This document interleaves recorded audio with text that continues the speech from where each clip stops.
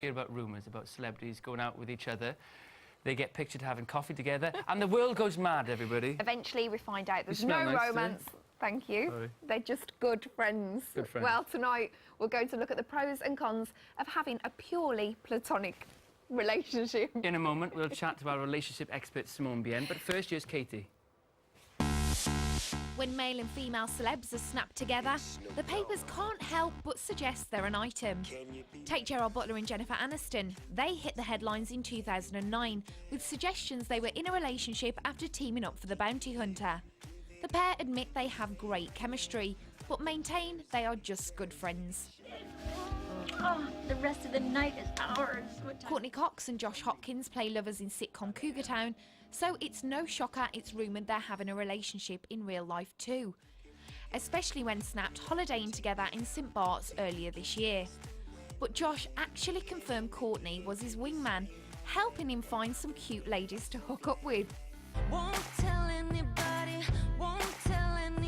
if they wanna push me down. Since meeting on set of this video, Cheryl Cole and Derek Hough have always been rumoured to be in a relationship. The press refer to him as her on-off boyfriend, but there's no true love here. These two simply are the best of friends. And what about one of the most famous on-screen relationships? Leo and Kate's on-screen chemistry sizzled in Titanic, but these two are the truest of friends. In a recent interview with Vogue magazine, Kate said, "He knows me better than anyone else in the world. Lots of male friendships begin as a cheeky snog or a little undercurrent of flirtation. But Leo and I, no, he's my rock. I don't know what I would have done if I hadn't had him." But what do you think? Can a man and woman really be just friends? Yeah, a lot of my closest friends are male. No, why not? Because a bloke's always going to want to sleep with a woman, isn't he? Always. Well, unless she's pig ugly, yeah. I don't know, some guys just can't be friends, they want more. I think so, yeah. I've got lots of platonic male friends. I think as long as you always both know the boundaries, you're fine. As long as you never cross those boundaries, then I think you ruin the friendship. Hardly unanimous, but given friendships often make the best relationships, it's not surprising that when it comes to matters of the heart, nothing is clear-cut. So, the big question, Simone, can men and women really be friends? I think it very much depends on your personality type. If you are more of a tomboy, you enjoy having a beer with the lads, then you can have a solid, lasting friendship, a bit like Courtney Cox can with men. If you're a bit more of a girl's girl, then things can tend to get complicated.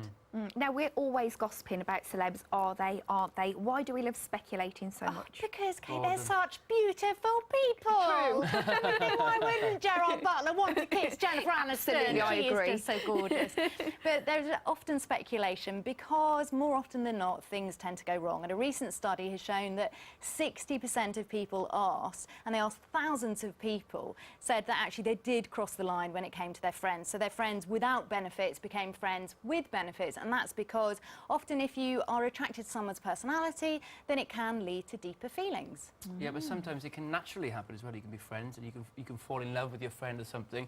Should you be honest or should you hide your feelings? Well, when you're saying it can naturally happen, look at Prince William and Catherine. Yeah. You know, how fantastically that worked out. They yeah. started together as friends.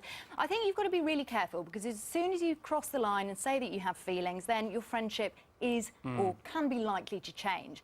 But I always recommend sort of have that backup plan conversation. Say to them, can you imagine the two of us being together if we haven't met anyone by the time we're 40?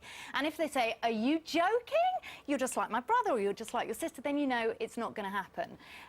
But go very, very carefully, tread carefully. Good way to test the water, I think. Now, what about staying friends with someone after you've had a romantic relationship with them? Kate, interesting one. Ask a man this, we can ask Matt, and they'll say, no way you can't stay friends because they know how men think. But if you stick to rules, if you introduce your partners as early on as you can, just like Angelina and Johnny, they became friends when they were filming The Tourist. They introduced each other to their partners. They're going to hang out together, which is even better. If you do that, then it can work. And also, I think, be respectful of the partner. Know where you come in the pecking order as the friend versus the boyfriend or the girlfriend. That sounds like very good advice. No, it is good advice. It really is good. Yeah. You are spot on.